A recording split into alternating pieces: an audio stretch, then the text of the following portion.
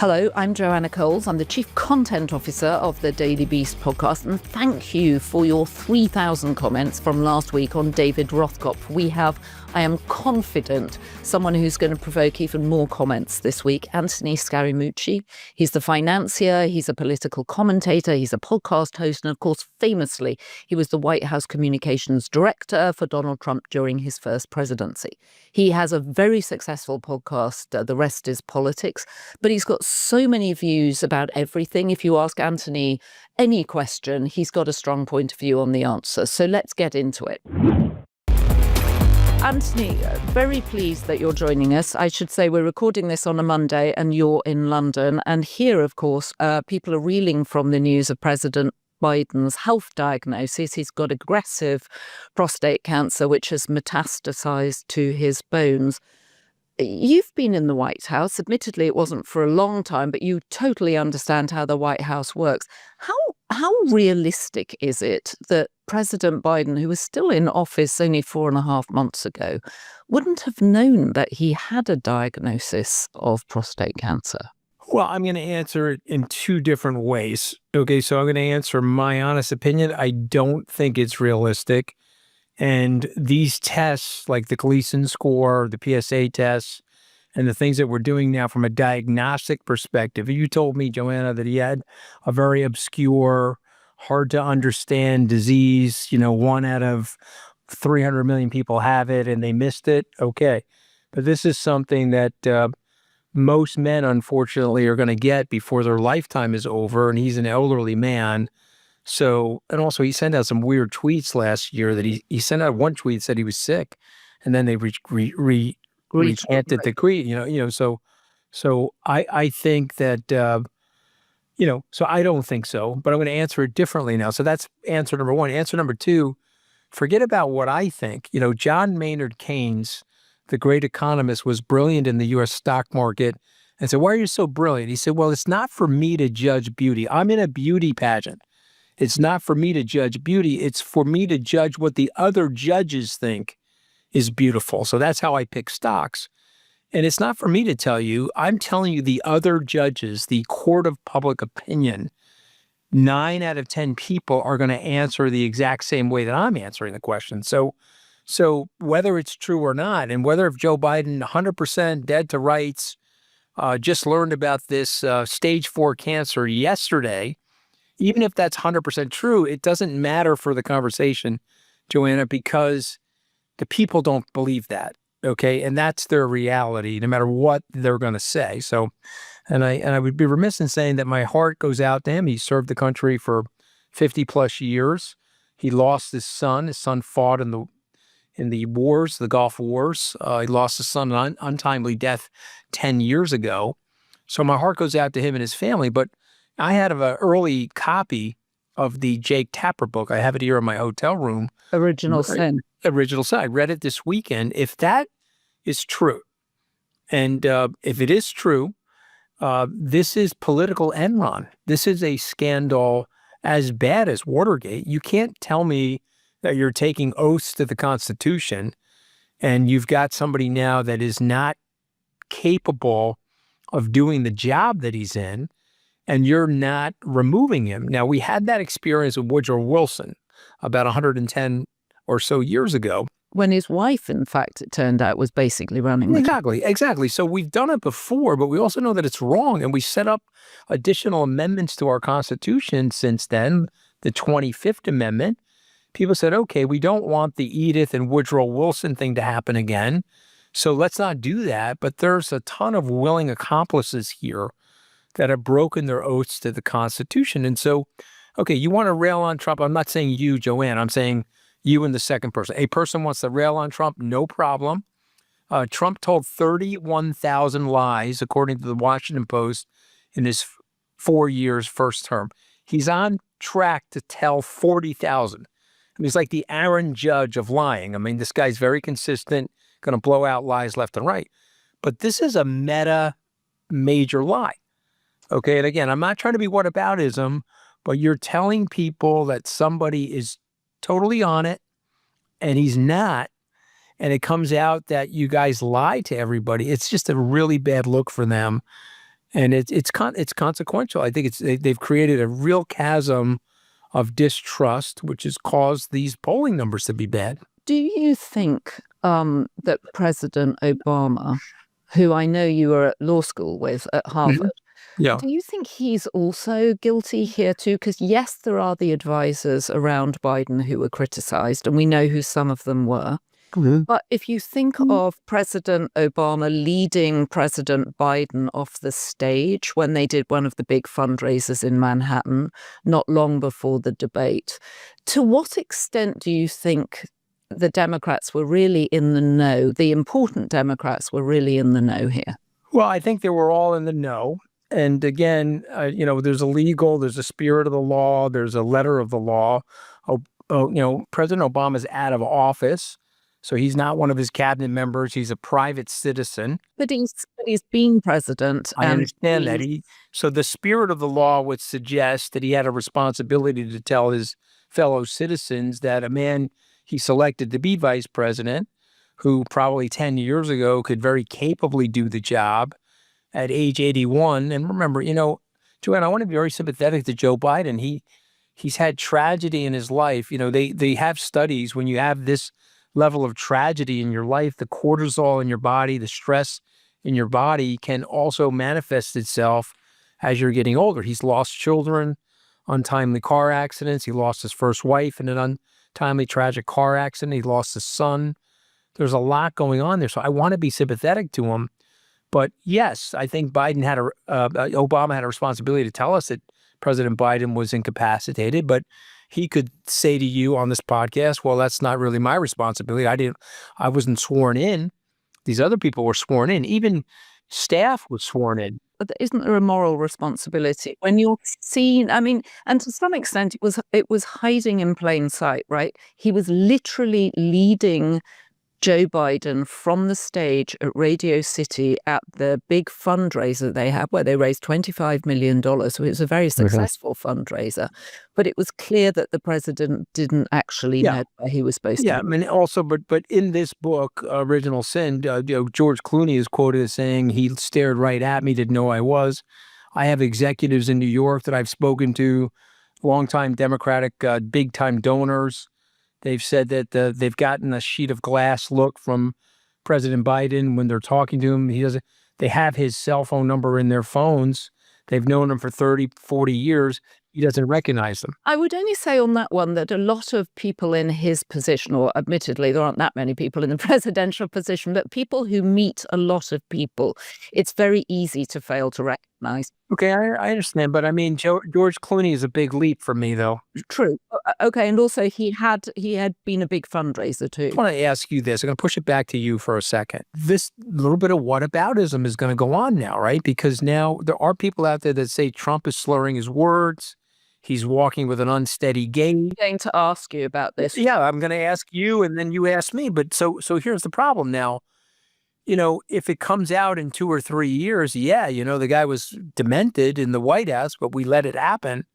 Is this the society that we're going into now? Have we moved the goalposts so far that we're now willing, just because the person's in our tribe, he's on our team, we're going to stretch ourselves? Now, Trump has told you, by the way, that you can put classified information, war plans out on social media apps. No problem. Direct violation of several laws. Privates in the Marine Corps or the Army would be court-martialed, immediately discharged. But Trump is telling you can be the defense secretary now and have nothing happen to you, no recourse for that.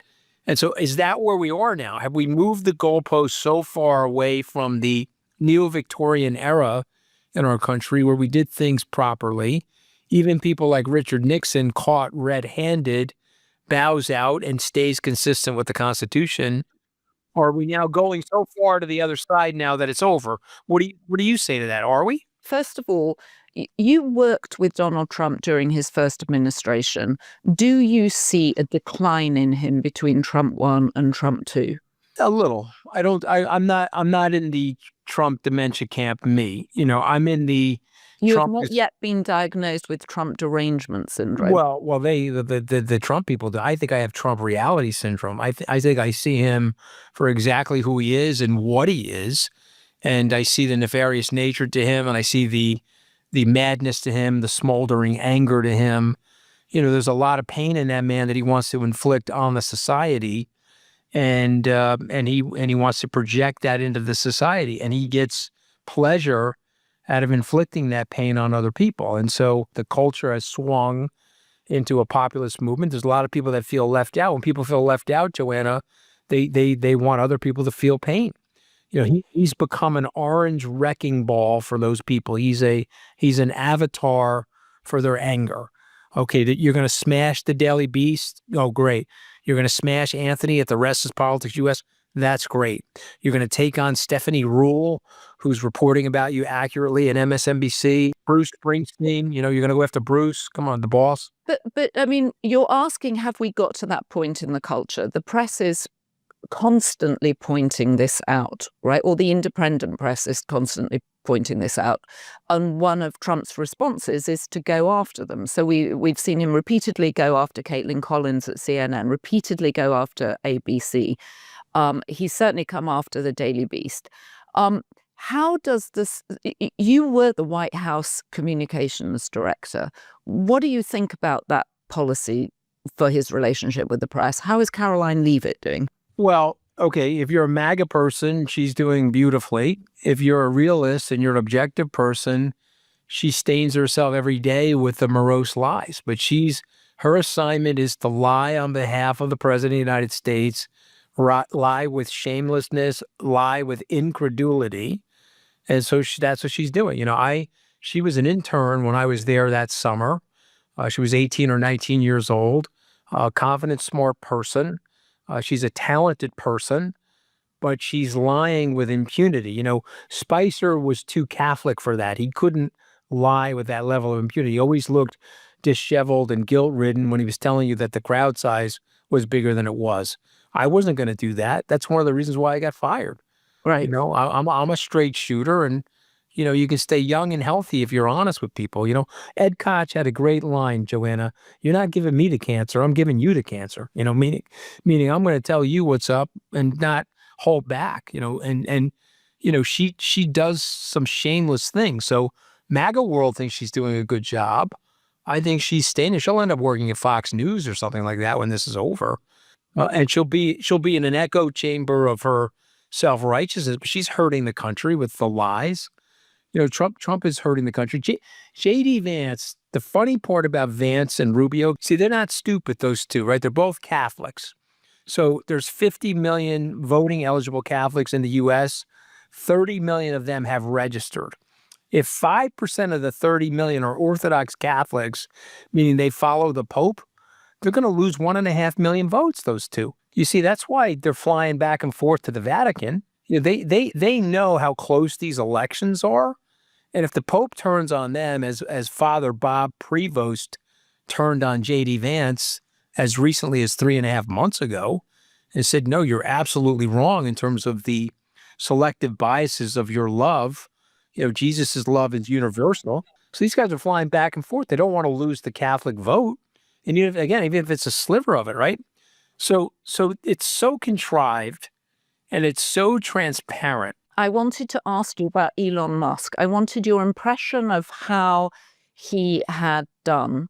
And also, you were in and out of the White House fast. He's now spun out of the White House. What is your advice for him in terms of his image rehab? Well, he'll never take my advice, but my advice is the advice I gave Gavin Newsom. Bring him back. This guy was a lifelong Democrat. He was a builder of electric cars. There is no way Lyndon Johnson would have let Elon Musk or Bobby Kennedy Jr. out of his party. Johnson had a great line. I want all the elephants in the tent. This way, when they got to piss, they'll piss outside the tent. Don't let an elephant outside the tent. They may piss into the tent. But don't you think that Elon might have damaged himself too much to be taken back by the Democrats? Why would the Democrats want to bring him back after Doge? Well, Joanna, that's the problem with the Democrats. See, they're so self-righteous and they're so quick to cancel everybody. Bring him back. Okay, make him the prodigal son. Say, Elon, okay, you screwed up with Doge, but you are delivering transformative cars and transformative rocketry. And we made a mistake by not inviting you to the electric vehicle summit. And we want the $44 billion bullhorn, the bugle that you own, to be more neutral.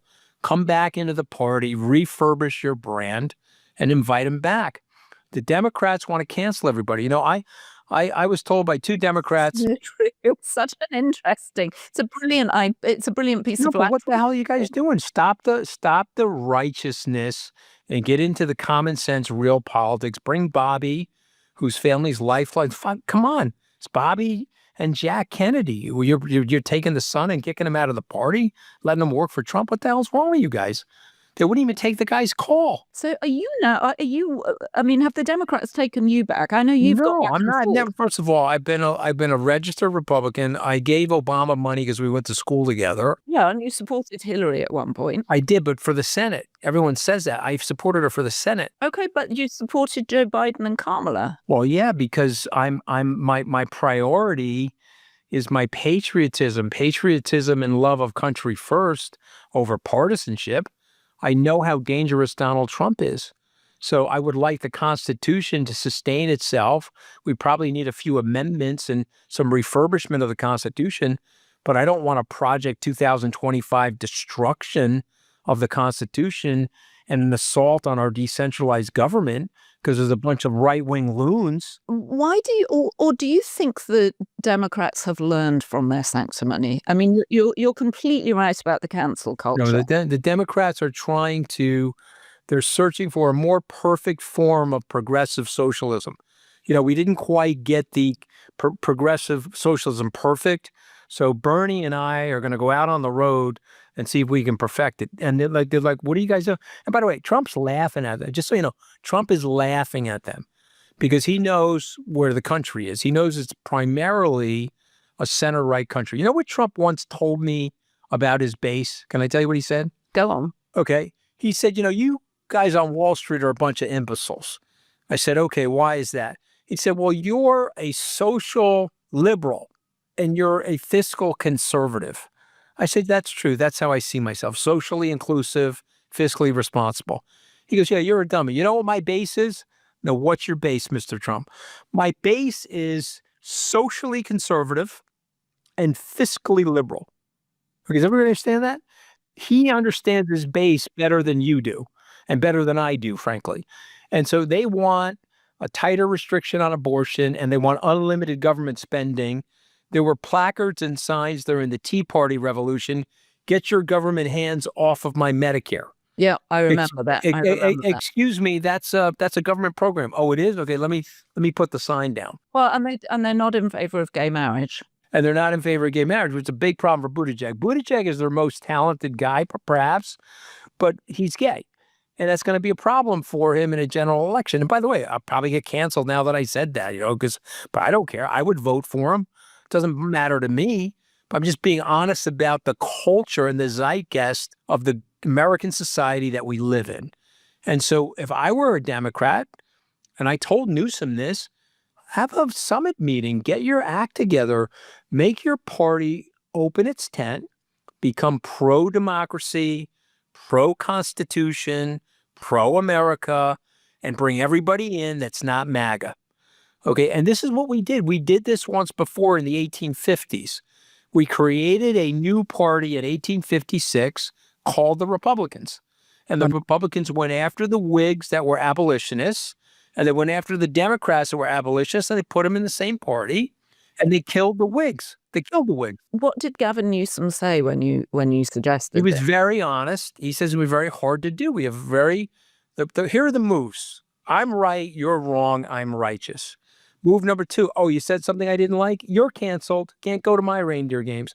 So I helped Vice President Harris on the debate prep. I had lines in there that she deployed. They invited me to the spin room to help her in the spin room. How interesting. On the night of the debate. And were they confident that they were going to win the election at that point? I don't think they were confident that they were going to lose the election. I never thought that they were going to outright win the election. I thought that they thought that their ground game was more nuanced and was broader than Trump's. And I thought that they thought they could beat him on the ground. I thought they were always worried that she only got 107 days to make her case to the American people. And one thing that the Democrats do to each other, they eat each other's young.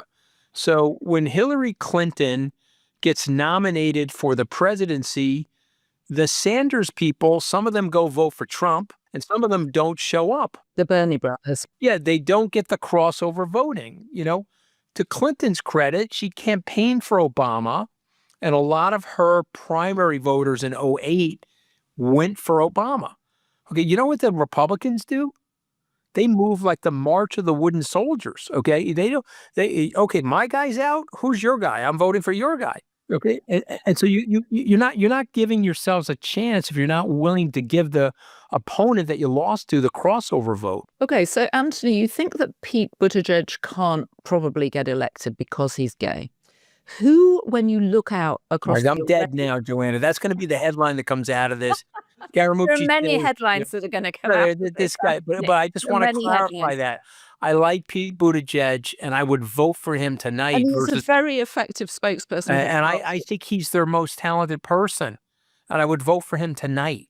Okay, so I just want to make sure that's also in there.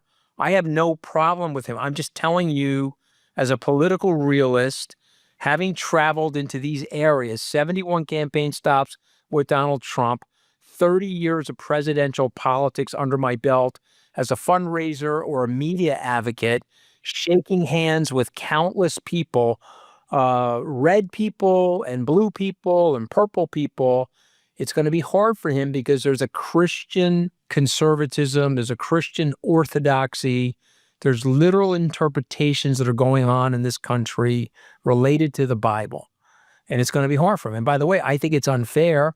I was one of the people that raised money in 2008 to flip those Republican senators in New York to make the same-sex marriage legal in New York. I have gay family members like everyone else does. I want there to be equality. I'd love to see him prove me wrong. How about that? Well, and I would love to see Chastain as first gentleman, actually. I think they would be an interesting couple. But Pete is one candidate, and who knows whether or not he can overcome the social conservatism that is still very much part of the bedrock of America. Yeah. Who are the other candidates that you think might be viable? Is Gavin Newsom viable?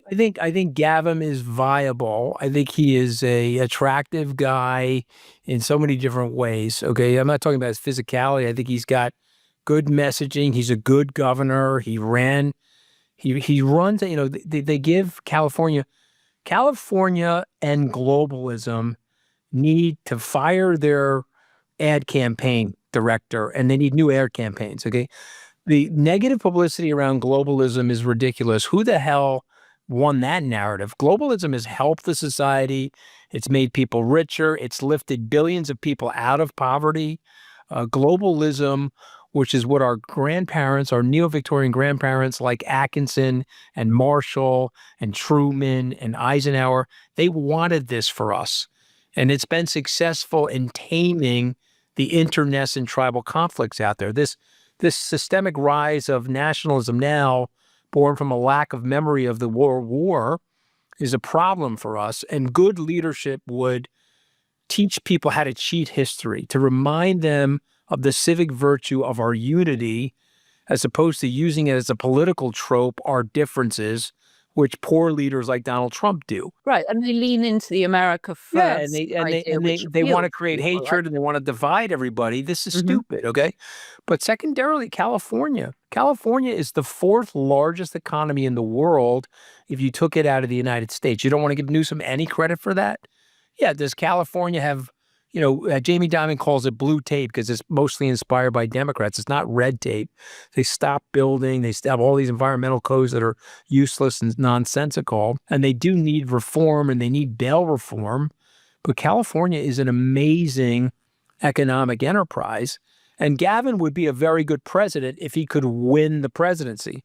But the labeling of a California liberal, ask Kamala Harris about the labeling of a California liberal in this country. If you don't think this country is center right, Think of what I just said about the words California liberal. I want to push back on you on one thing, which is that the whole concept of the California liberal is parts of Los Angeles and parts of San Francisco which feel unlivable, right? And you have homeless cities, you have No people question. openly taking drugs in the center of San Francisco. Yes, they've got a new mayor now, Daniel Laurie, who appears to be doing a very good job. But you think of, Karen Bass, mayor of Los Angeles in Ghana, despite the fact she'd been told the Santa Ana winds were about to deliver a firestorm like nobody'd seen before.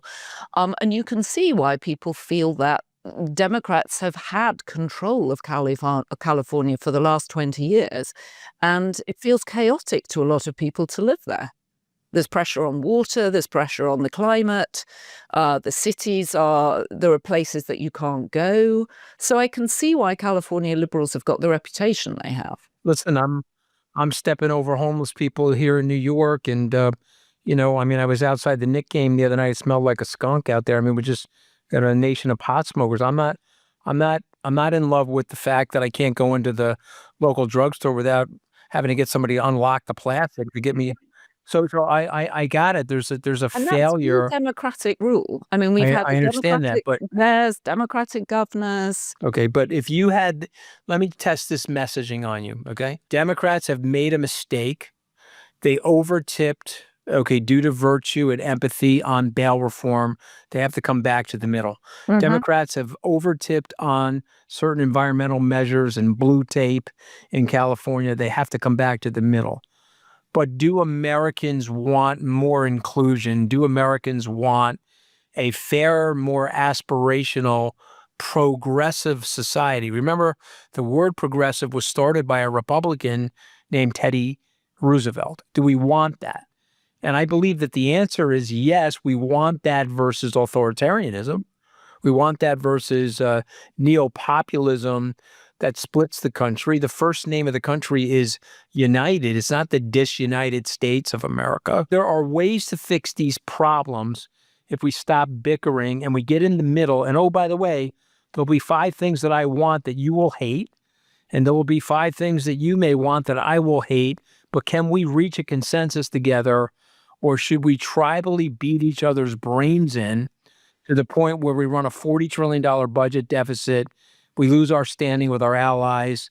We create a dysfunctional trading system in the world because we have one orange maniac that doesn't understand the economic principles that started post-Second World War order, the rules-based society that has created tremendous prosperity and tremendous innovation globally.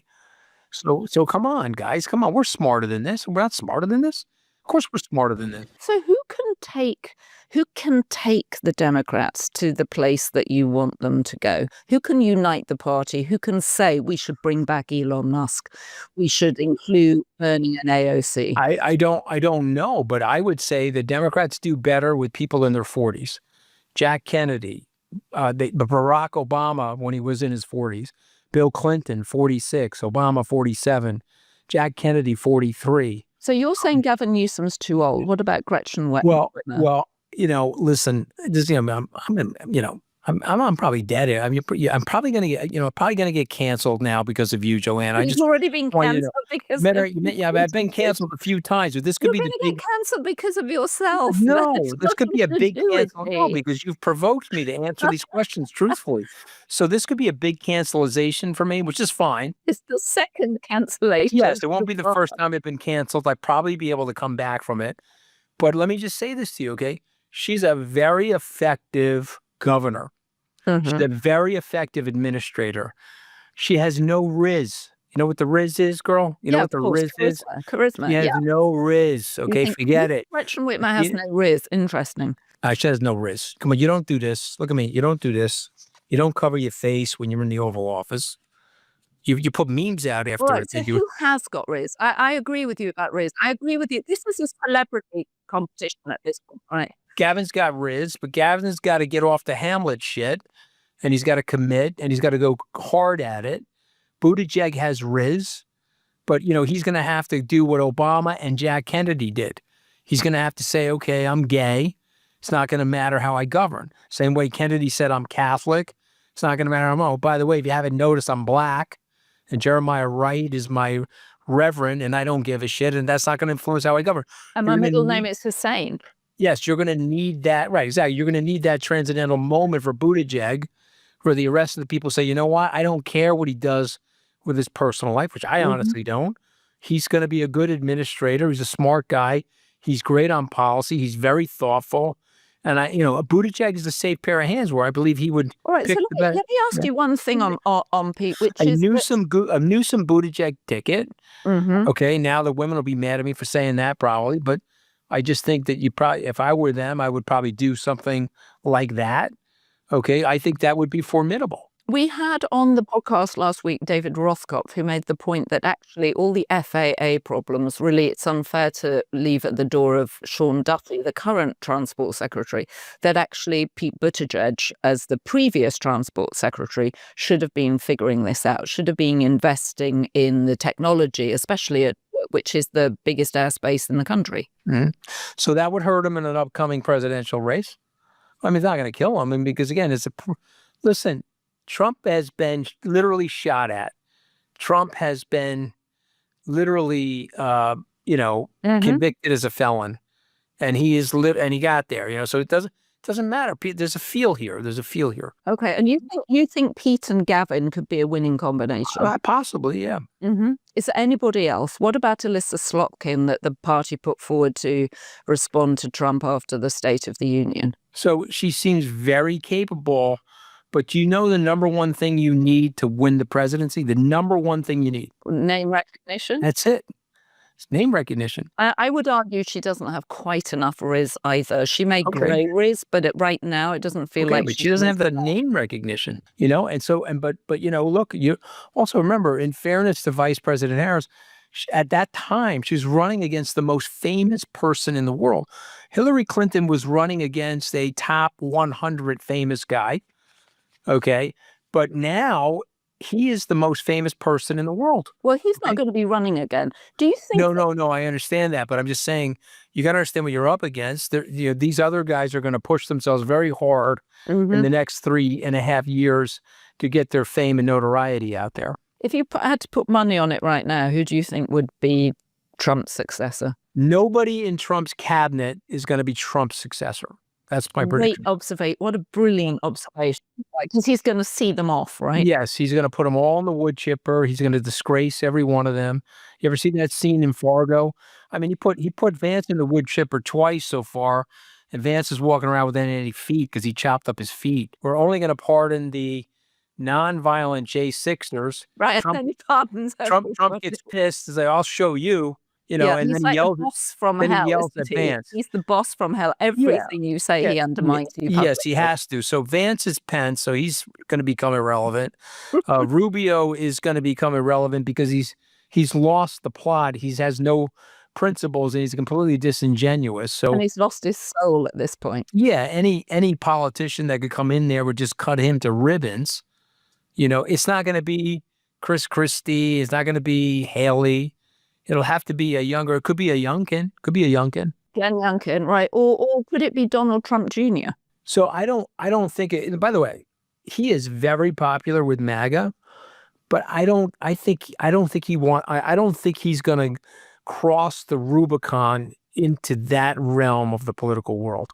I just don't see him doing it. But if he does it, he could get the nomination, and then you're going to have to go against him because he's very popular with the MAGA people. And he's got great name recognition. Yeah, so I mean that's a possibility, but I don't see him wanting to do it, frankly. So I think that's one thing you say that you want to do to keep your name out there, but I don't think down deep he really wants to do it.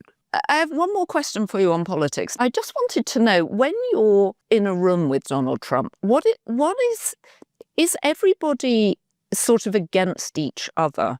Is it every man for himself, or is there a sense of camaraderie, like this is the Mad King, we're all sort of texting under the table, we're all eye-rolling at each other, we're all looking at each other? No, the Trump one was MAGA working for Trump, RNC working against Trump. Trump gets the nomination, RNC gets dragged into the win, And now because the RNC is the RNC, they put guys like Priebus and they put guys like Spice, that I call him Liar Spice. Like every Spice Girl's got a nickname. His is like Liar Spice, right? You never see anybody lie. Like the poor son of a bitch doesn't even lie right. At least Trump can lie with just perfect shamelessness, right? But so those guys merged with MAGA, and that's why the blow up started. And that's why ultimately Trump won. The establishment Republicans beat Donald Trump. And that's why it was a halfway decent presidency, wasn't a complete disaster. The spirit animal of the family for Trump won was Jared Kushner. He's a sober guy. He's balanced. He's trying to solve problems. Abraham Accords. The spirit animal from the family for Trump, too, is Don Jr. And Don is all about MAGA, make Trump, allow Trump to be Trump. Are you passing the MAGA litmus test? Yes, I am. Woof, woof. And then they go and do everything that they're told to do like a good little doggy. You see what I'm saying? And so that's why this has become such an unmitigated disaster, because he's coming down from Mount Evil with the unholy tablet. He's like Orange Moses with the unholy tariff tablet. And he's like, no, nobody even understands it, but they're all out there pretending that they do. Right. Is there any logic to the tariffs? You're a finance guy. What are your There's no logic to it. There's no logic to the tariffs. It's just literally ridiculous what him and Navarro came up with, to the point where, Bissett was beside himself. The good news is Trump has gotten bored now of the whole thing. And he realized, remember, there's one angel on Trump's shoulder saying, I could do a halfway decent job about this. I've still have some popularity. And then there's a devil on the other side. It says, I can make $200 billion for my family. Where am I going to rake this money in from? And that's what's going on all day with Trump. He plays to his star sign perfectly. He's a Gemini. There are two people trapped inside one body, and you got one good side and one really rotten side, and that's the fight all day. But you asked a really good question. Trump won. They're texting under the table. The guy's nuts. He's George III. Let's cut the nonsense. Trump, too, is, hey, I like flying on Air Force One. What are we doing today? What are we going to fuck up today on planet Earth? Oh, wait a minute. I may have to run for president. I don't want to piss off the Pope. Let me fly to the Vatican. Oh, how depressing. How much money do you think Trump personally made from his trip to the Middle East last week? Well, I mean, listen, the $400 million plane was a distraction. Joanna, look over here. Look over here. The $400 million plane. While I'm making a couple billion for my family with real estate deals and side deals and charity donations and all kinds of stuff. I mean, if you don't see that, I mean, I don't understand why the media takes the bait every time. Okay, I mean, he tells you his playbook. He then operates the playbook, and the people act in the same absurd, predictable way. I don't know. You tell me, why is that? Well, that's why I'm asking you the question, right? Because clearly there's something going on over here, but there's a reason that he's there. I think your point Not is just the Middle East. He's got a small Chinese company that's writing him a big check into his meme coin so they can go to dinner with him. Right? He controls 80% of the meme coin. They've made $1 billion off the crypto stuff. And the markets have been rolling back and forth. How long does this go on for? Well, the other thing is they're trading the market. So you look at the options activity, they're trading the market. They're like, tariffs on, short the market. Okay, we're going to take the tariffs off in a few hours, go along the market. Tariffs off. It's like Karate Kid, wax on, wax off, wax on, wax off. So what are your friends in finance? You run a financial advisory, Skybridge. What are people saying? They're scared shit of Trump. Scared shit of Trump. He took out all their lawyers. Okay, he scolded all their lawyers and got settlements from all of them. Their boards are telling them, hey, don't say a word about the guy. He'll come after your family. He'll come after your business. Keep your mouth shut. And they call me and they say, well, okay, all right, I voted for the guy, but you were right. I didn't expect he would be this bad. That's what they say. Okay. And then you got guys like Bill Ackman. And I feel bad for the guy because it's like when I read his tweets, it's like his tongue came out like a bow tie. The words are so twisted. You're like looking at him, oh my God, the poor guy, he's got to lie like this. And because it's ego-based. It's all ego-based. I got something wrong.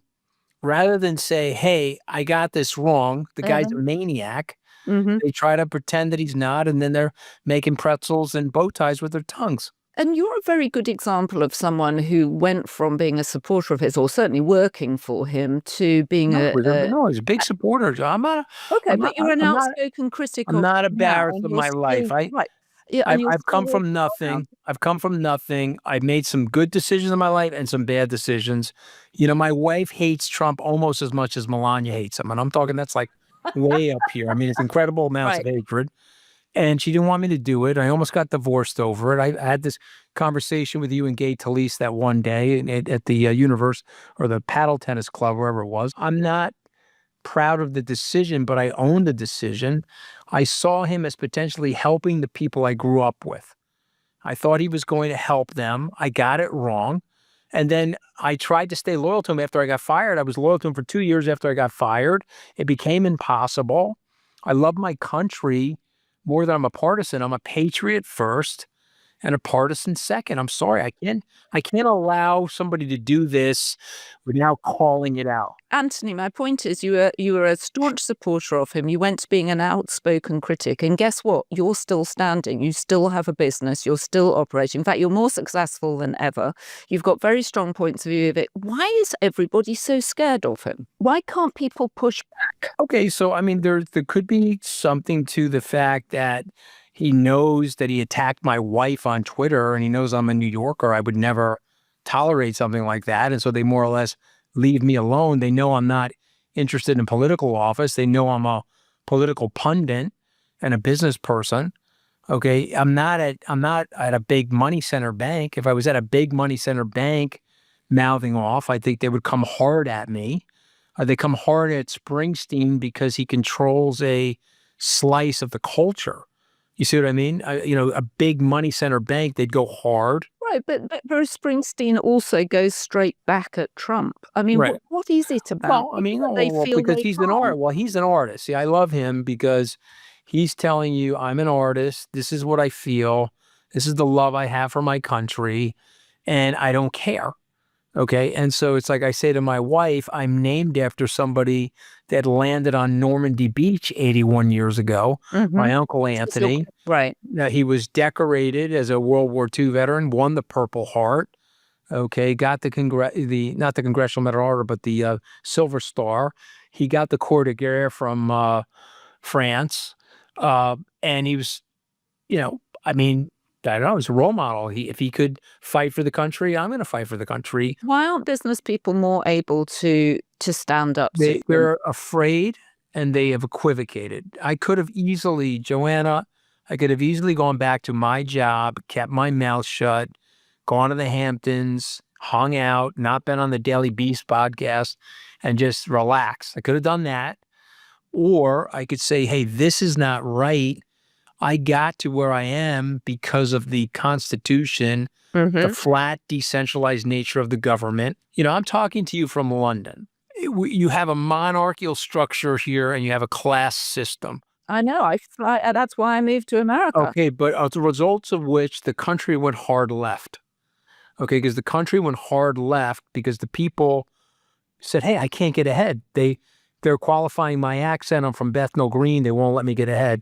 Or I'm from here. My father was a baker. I can't get ahead. So the country has gone to the left. In the United States, because the system is flat, there's no monarch. Yeah, there are people that have money, but everybody in the United States is new money. Virtually everybody in the United States, Joanna, is an outsider, definitionally, unless you're a Native American. And so now there's a flatter, more aspirational system. This guy and Curtis Yarvin and these guys want to go to a monarchical structure. They want to make Trump